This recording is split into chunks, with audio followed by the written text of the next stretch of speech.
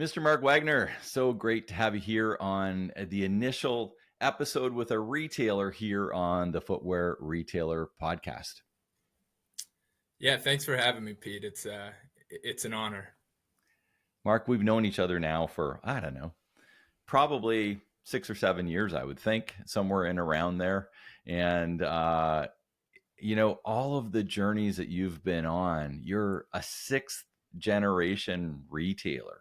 You've seen a lot of stuff that's happening, grew up in retail, and you're involved in, of course, Wagner Shoes, the family traditional business, and you're also involved in Shoe Fly. So much going on in the footwear retail industry. And how do you navigate through all of that every day?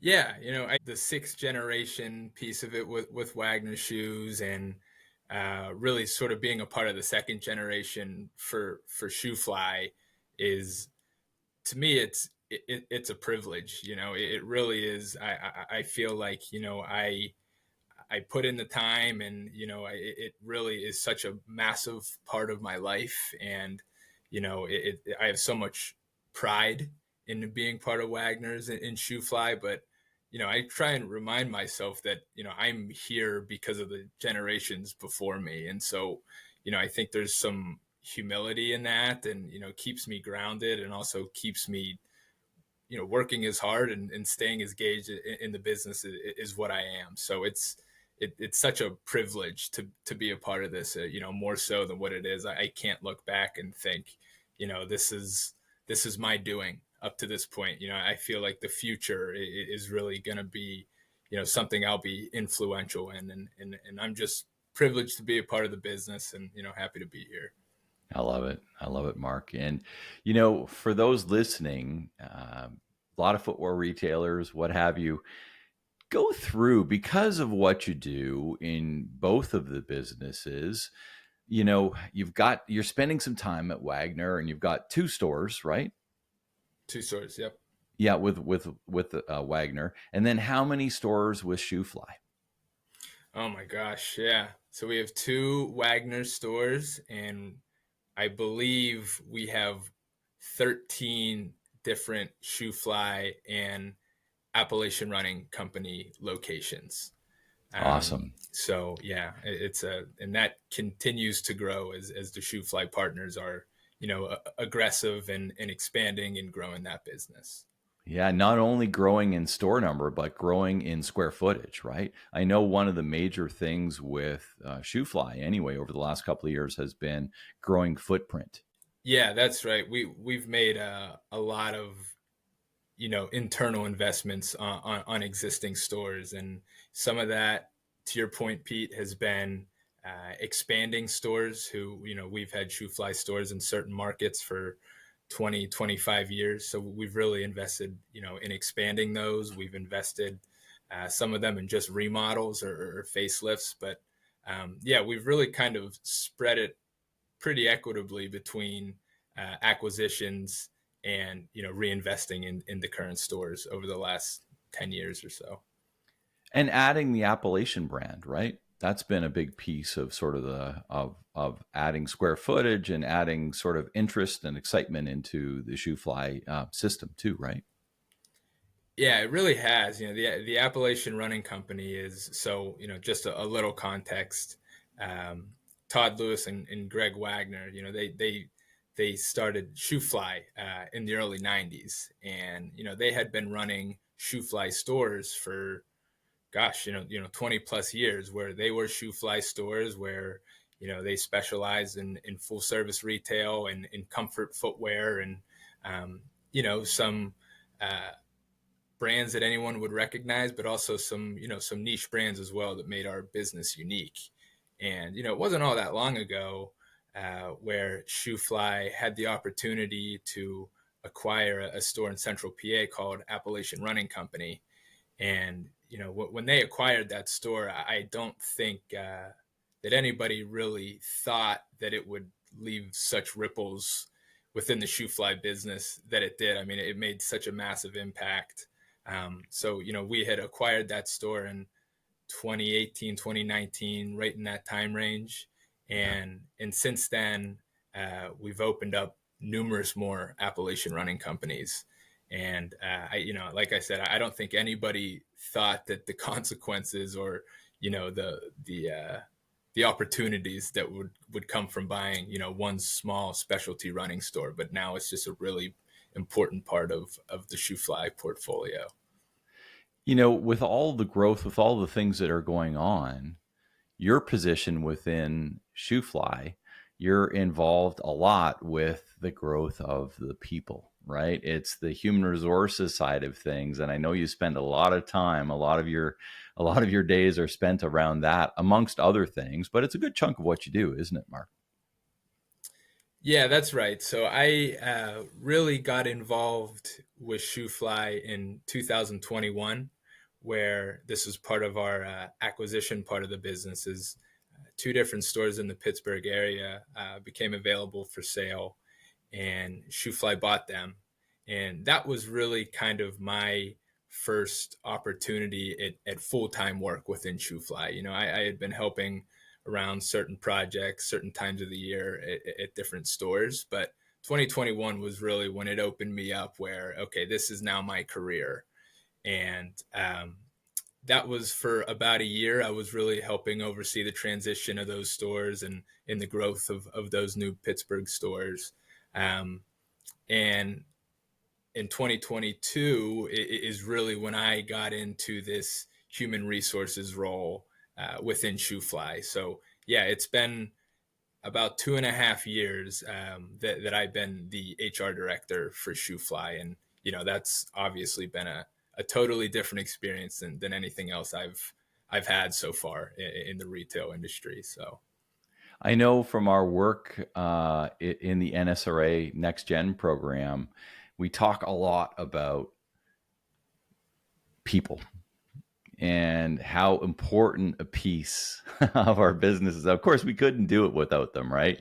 It's the process and the people and the alignment of all of that stuff, so that things happen without us as the leaders sort of having to be involved every single decision, every single day, whatever the case is. And I know that it's an ongoing thing, not only in your business and in my business at Utopia, but how what are you doing over the last couple of years? Where were you, and how have you taken this through with regard to new hiring? And what's your process? What's the difference in your process now than what it was a couple of years ago, when you go out right from sort of looking for the right person, understanding who it is you need, having that person come in, interviewing that person, aligning them in the right spot, training them through, like, give us an idea of since you've done this over the last couple of years, that process of where it was at,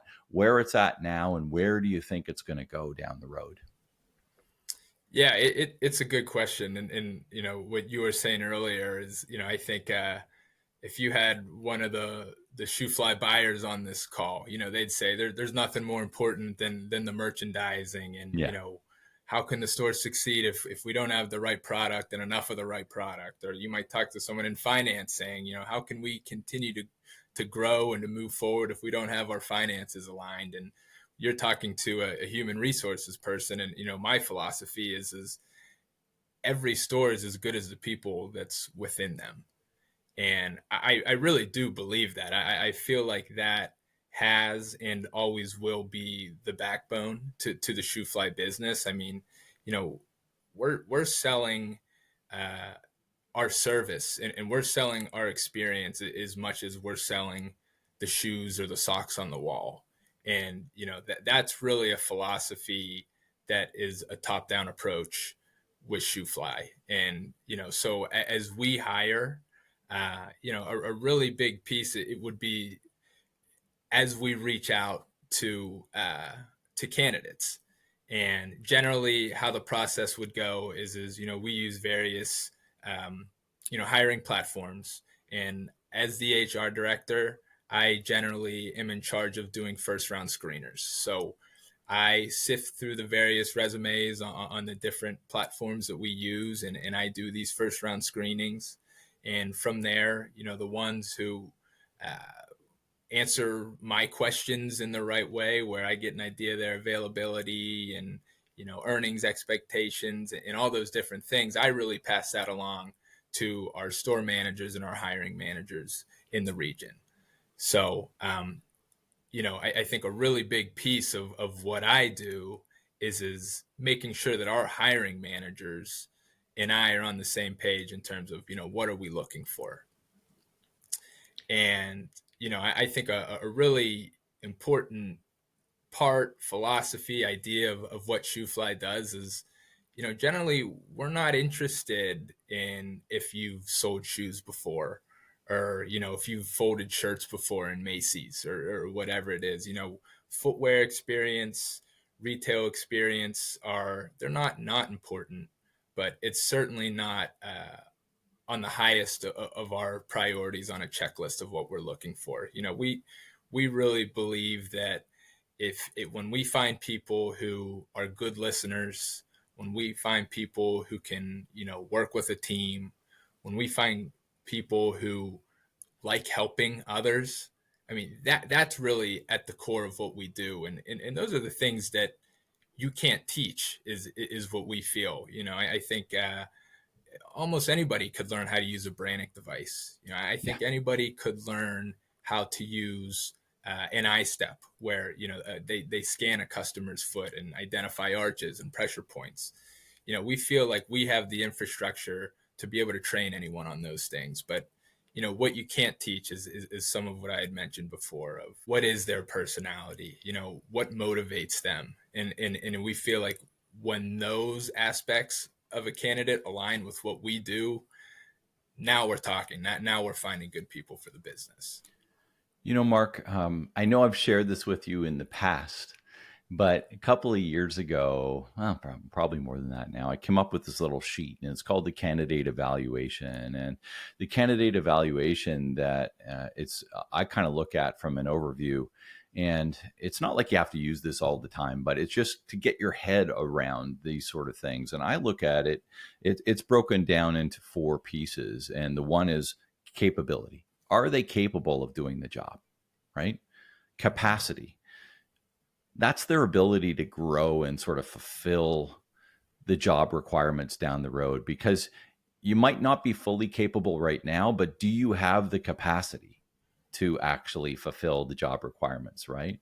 And then there's confidence. And in my opinion, confidence is such an important piece for our culture anyway, but also too much confidence can burn you as well.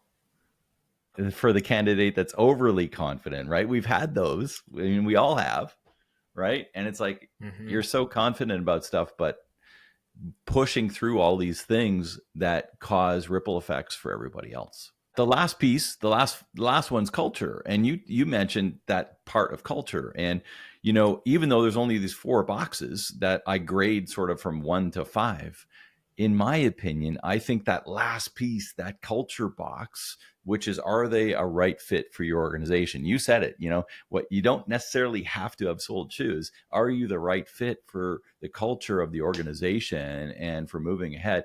I look at that box as twice the value of any of the other 2 or other 3.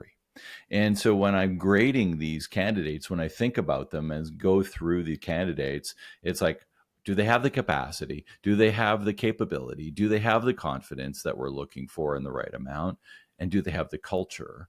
And that's sort of how we look at it from the side of things, because none of those things basically said, can you run a Brannick device, or can like can you have you ever fit somebody that has orthotics? No, I think it's really interesting how you use those specific check boxes as you do it, and we do use some of those of our own.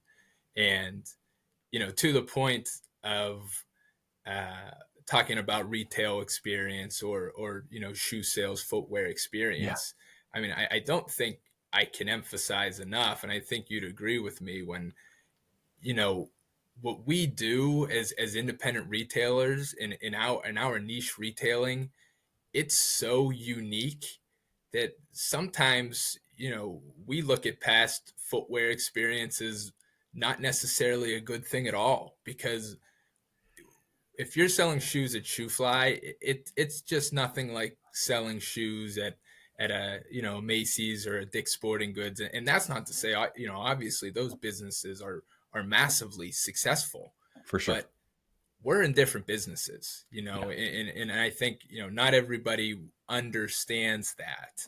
And so for us, you know, we want to find people who we really feel like we can mold. And what we do is so much different than other shoe stores, that, you know, we look at a blank canvas, someone without that retail experience, as a real positive, a lot of times, because our onboarding is unique, our customer service is unique, the experience that we provide our customers is unique. And, you know, if we lose sight of those things, then we're just another shoe store. And, you know, what is our value? Finding the right people and putting them in the right roles is just such a vital part of our success, you know, today and moving forward. Mark, I know a big part of what you've been working on for the last year has been onboarding and Mm-hmm. getting all of, getting your onboard process changed, updated onto a new platform, rolled out, all of this kind of stuff. Can you kind of go through a little bit as to where you were at with the onboarding thing? Let's say when you came in a couple of years ago, which is even further back, right? When you sort of took the position, how were they onboarding people? And through all the different stores and all the different places that you guys do business, and where are you at now, and where are you going with onboarding for all the people that you have within the two organizations? Sure. And I think, you know, Pete, more than most, you know, that this has uh, really been on my mind since I started as the HR director 2.5 years ago. I mean, it's it's a part of the business that I think about every day of my life now, Yeah, for yeah. better or for worse. Um, and, you know, I think it's a great question. And I think it sort of starts with ShoeFly grew very quickly in a relative short amount of time over the last 10 years or so. Mhm. And, you know, that's such a blessing that, you know, we've been in a position where we can continue to grow our business, where when there's opportunities, you know, financially, we're in a place to, you know, make aggressive moves and to acquire stores and businesses. So, you know, it really is such a blessing from that standpoint. Um, but, you know, one of the challenges of that is that we are a growing business, and we need to recognize that. And sometimes we can't think of ourselves as, you know, the cute mon pa shoe stores that, you know, I think what ShoeFly was for a long time. It's a growing business, and it continues to grow. And, you know, we need to think bigger sometimes in terms of, you know, how big the business has gotten. And so I think onboarding is a perfect example of that, where historically, and still I can say this today, that in every one of our locations, we have really strong management teams in place at our stores. And I think for a long time, you know, as it was a smaller business, you know, we really felt like, okay, you know, we're going to hire the right people, and our managers are, you know, they're going to groom them and mold them into the employees that they need, because one, we trust our culture, and two, we trust our managers to mold these new hires. You know, honestly, that had been successful for some time, but we've outgrown that philosophy. We really need more structured in a more rigid process.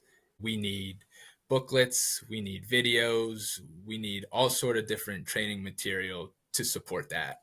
And that's really been what I've been working on for the last 2.5 years. So where we're at currently is we have created onboarding booklets for every onboarding manager and the onboarding employee to follow along, where we have policies, where we have our brand mission, where we have 101 documents, how to use a Brannick device, how to use an iStep. We have sections of explaining all the different athletic shoes. Of, is it a stability shoe, a neutral shoe, is it posted, what's the drop?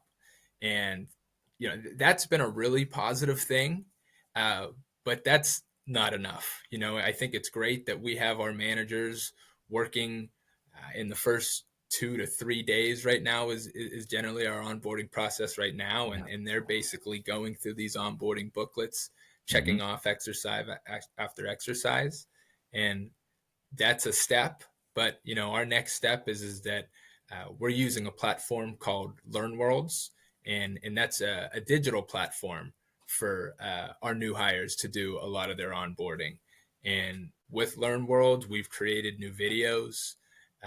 Some of those that are made in-house, some of those that we're relying on other businesses or even YouTube of certain things that really apply to our business. And that's really where we're going from a kind of a rigid 2 to 3 process to a process that is largely built online, and it's going to be a rigid 5-day onboarding process that's non-negotiable, that every single person who's hired in the company is going to go through the same onboarding process, no matter if they're hired at our store in Huntington, New York, or in Harrisburg, Pennsylvania. That we need a uniform system that every store manager can rely on, where that new hire is going to get a good and thorough understanding of what we do before we can cut them loose onto the selling floor and represent our brand. I love it. And, the heart of ShoeFly, right? I have my little heart model for Shootopia that I use, and it's this model. And we all need this. Every business, not only shoe stores, needs this clarity and some sort of model and some sort of structure that we can explain to our new onboards, but also that everybody else lives by, that says, this is what we do. This is who we are. This is the way. This is our way. Whatever the name of your brand, put the name of your brand on top of that page. And, in our shoe stores, it's the Shootopia way. And from that perspective, we roll through this. And I know we've, as somebody who understands Colby, Mark, and I'm a Colby coach as well, people learn in different ways. And that's why I love what you're doing with your structure here. It's like, we've got the documentation, right? You can read it. Now we've gotten the video too, so you can watch it. And we've got the audio, so you can listen to it. And then we're taking all of this, because it's a digital platform. And then we're taking this and then implementing it into the store system and working with the manager so they can actually touch it and feel it. And for those people, it's like, people learn in different ways. You said it yourself, right? Some people want to read the material. Some people want to watch it. Some people want to hear it. Some people don't want any of that. They really don't get it until they do it. And so we need to have all of the training in all of these different formats so that anybody that comes on board can learn in the way that they need to learn, so that they can live the ShoeFly way, right? Or the Wagner way, or the Shootopia way. Because it is a way, and it's unique and different to the next shoe store down the road. And that's what makes us different. But part of that is clearly communicating. It's this idea, as leaders of our business, we need to clearly communicate what it is that we want to happen, or else it doesn't happen. And people make their own path and their own way of doing what they think should happen, as opposed to maybe what you were saying. This idea is, we used to kind of rely on the managers to do that, but now we need to have this structure that really starts with the ShoeFly way and then rolls down through that, and everybody implements that along the way, right down to the lowest level of the business. And I think this is another key piece of all of this too, where decisions, you've heard me say this too, Mark, but decisions need to be made at the lowest possible level of the organization, right? And I'll say it again, because I just think it's so important. Decisions need to be made at the lowest possible level of the organization. Mm-hmm. And if you don't have the structure, and you don't have the training, and you don't have the communication, and you don't have the leaderships and the management structure to allow that to happen, that means that everybody that's higher up that pattern is always involved in decisions that could be made by somebody else. And it's taking away from their decision-making juices to make the decisions that most matter at their level of the organization. To tie a bow on that, and I think you brought up another point and something that you've really kind of pointed me in a direction of building ShoeFly is, to finish the onboarding piece is, as there are more stores and locations that, we need to oversee the onboarding for is, I think the reality of it is some store managers and management teams at the stores, some are more interested and better at onboarding employees than others. And what we can't allow happen is some of these managers who aren't as interested, we can't allow them to continue to hire people who either fizzle out because they weren't equipped the right way, or onboard them in a way that was done 40% right, and now we have sales associates, whether they're part-timers, full-timers, managers, who are out on the selling floor day to day representing our brand, but representing our brand 40% instead of at 100%. And so we really feel like digitizing this in creating a rigid, non-negotiable onboarding system is not only good for the new hire, but also for the manager who, if we give you every step that we really believe in, then nobody can screw this up. We really feel like this is going to be, this is how it's done. You're going to learn everything you need to learn. And after the end of those 5 days, you're not going to have all the answers, but at the very least, you're going to understand who ShoeFly is, what's expected of you, and how you're going to conduct yourself on the selling floor. So I'm really excited to roll this out. I'd say it's another 2 or 3 weeks away, but we're right there. So I can't love it. stop now. One of the things that I really love about what you're doing here is getting all of this stuff onto this digital platform. And it's one of the, and what was the name of the platform you said you used, Mark? It's called LearnWorlds. LearnWorld, and we use one too, and it's called UpCoach. And I'm never really sort of struck on the actual one that you use, but the idea that using a platform that allows everybody on the team the access to get in and get their information. So years ago, I came up with this idea around Sure process management, and Sure is the word SURE. Really, the idea here is that, first of all, whatever it is they're learning needs to be searchable. They need to be able to easily find it, right? It can't be in a process manual that's in the back of the trunk of the car and collecting dust and hasn't been looked at since the first day of training. Right? The second piece is it has to be understandable. And I love this piece that you're doing here with regards to the fact that it's in written format, it's in video, it's laid out with checkbooks and all of the other different things along the way so they can understand it in whatever way is best for them. Then it's repeatable. And the idea that people need to be able to repeat whatever it is you're asking for them in an easy, structured manner, right? Because if it's a one-time event, it's really hard. And why I put repeatable really is because anything that's done more than 3 times in your organization should probably have a process, because you want it to recur and repeat in that same sort of format. And it's got to be executable. It's got to actually be able to be done and assigned and accountable by the person you're assigning that process to. And so when we put this into the platform, then we've got this idea and thought through process of the Sure model, so that the process goes into the platform, whatever that platform is.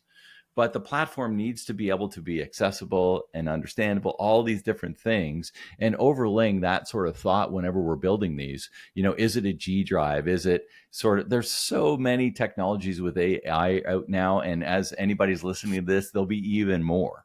But the idea is the platform doesn't matter so much. It just needs to have this flow and structure that they can access it, understand it, and put it through the process to get it done, right? Because that's what we're doing here. We're trying to bring these processes down with accountability to the lowest level of the organization. And one of the things I'll use as a quick example, because I think I've used this on podcasts for people that aren't in the footwear industry, but I won't go too detailed in this one. But the idea here is that, and I'm going to oversimplify. If somebody comes into your store with a return and they have a size 8 in their hand, they need a size 9.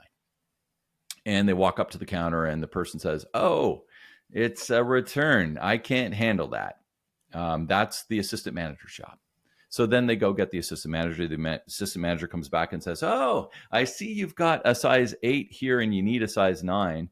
I'm allowed to do Brooks and New Balance and On and all the athletic, but this is a Clark's and I don't look after brown shoe. That's the other assistant manager. She's not in today, but she'll be back tomorrow. So can you come back tomorrow and then we'll look." I mean, that's kind of ridiculous to think about. But when we think about how process and how people align accountability and process, the only thing the customer wants is to get the thing taken care of. And if you've set up too much process, which is the other side of this equation, Mark, and I think what I'm trying to explore here is if there's too much process in place, then we're missing out this idea of the culture of working through what it is we're trying to do for our customer. So, it's great to have process and structure and everything, working in a way that we need it to work. But the other side of the coin is at every level of the organization, what is that managerial discretion that they have within that level to make the calls without a process in place? And that's something that should be explored too from the manager. And those are more conversations. What would you do if this happened? Or what would you do if that happened? And there are these one-offs that we can use as coaching, sort of coaching moments as managing our team, right? I totally agree with that. And, as you were talking about some of those things, the assistant manager to the store manager, yeah, right. That really had me thinking about, you use the word communication within there and accountability and transparency. And really the other thing that, from my experience within the last 2.5 years of being the HR director, and something that I've worked closely with you on, is transparency, is accountability. And again, going back to ShoeFly grew, pretty quickly in a short amount of time. And there were growing pains with that. And I think in a really big one was, when I need something, who do I go to?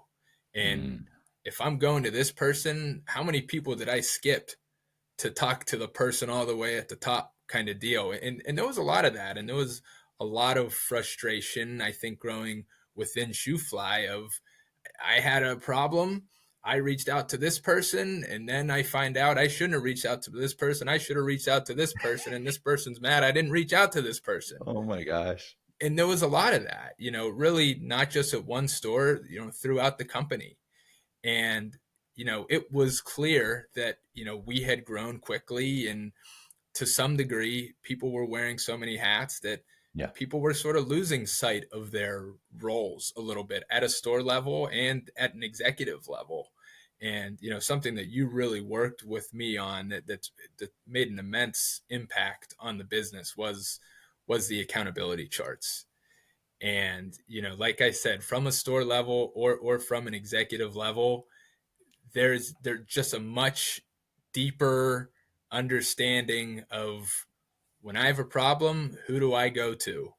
And, and where do I know where I sort of stop my communication and it needs to continue to go up a flagpole? And it's really streamlined, not only communication, it's made roles clearer, it's made expectations clearer, and there's just so much less frustration from a communication standpoint within the company. I mean, we have 140-ish employees between all of our stores, and working with you on an accountability chart has made such a profound impact on the business in really positive ways. And as you spoke awesome, through Mark. That, it just really had me thinking about how important that has been. And with a business that big, I mean, it takes time. Like, I remember when you said, I got to do this. And then like 3 months later or whatever, might have even been 6 months later, you're like, I finally got it done. But the idea here is it doesn't have to happen overnight. It just has to happen. And we, in our 2 stores, we only have about 14 people. And so we're a much smaller organization, and it's easier for me to chart that out. But at the end of the day, it's still something, even with 14 people. And I'm gonna run this little example as well, because I think a lot of people that may be listening to this might only have 1 or 2 or 3 stores, and they still are making all the decisions. In a bigger organization, this kind of stuff has to happen. In a smaller organization, people say, oh, I don't need that, I'm still in the store every day, whatever the case is. But I'll tell you what, if you aren't in the store, Mark, I shared with you, we had a death in our Shootopia family, and one of our key managers that runs our stores lost her son. And tragic accident, and it took her away from the store for a couple of weeks. But whether it's something like that, or whether it's something like maybe you have to deal with cancer, or maybe you have to deal, in my past, I lost both my parents within a year, and I was gone from my stores for the better part of 6 months, helping them as they live 6 hours away. So, things in life take you out. And I'm sure if you're listening, you've seen this happen to somebody else in business, or maybe it's happened to you, whether it's a divorce, whether it's all sorts of different things can take you away from your business. And if you don't have a clear line of accountability, and you don't have other people to make these decisions in your business for you, and you're the only one that's making certain decisions, and when people are coming up that chain, like you mentioned, and around, let's say you're the store owner, and somebody at the retail floor keeps coming to you and bypassing the store manager because they want a different answer. They don't like the answer they're getting from the store manager, so they're trying to bypass the store manager and talk to you to hopefully get a different answer that they can go back to the store manager and said, well, the owner told me this. This is the kind of the bypass stuff that happens, right?